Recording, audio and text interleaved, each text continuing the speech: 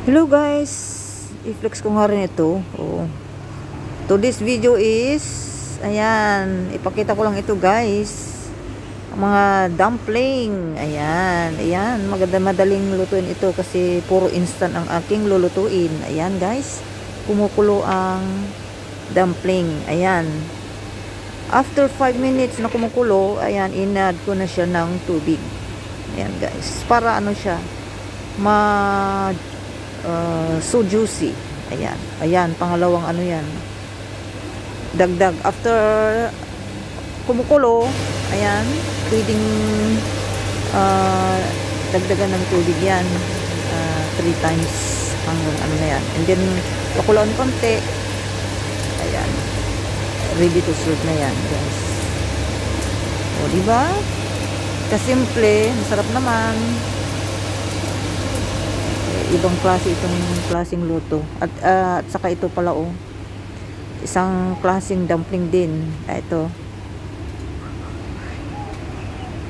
Lahat na pinaluto ni boss kung ano ang gusto niyang maluto guys. Ito, type ko din ito iprito.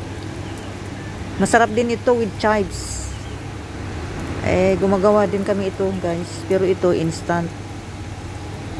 Ayan, harina, may chives, may karne, minced pork yan pag kami ang nagluluto.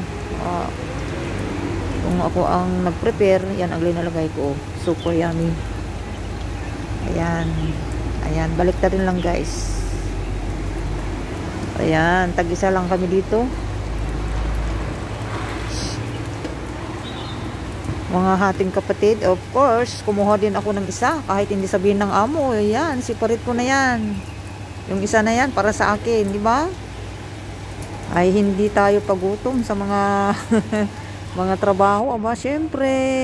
At ayan na guys, yan ang aking i-prepare dumpling o broccoli. Ayan, dalawang klaseng dumpling at of course sabaw ng. So hanggang dito muli. Thanks for watching. Likes, subscribes, comments. Bye.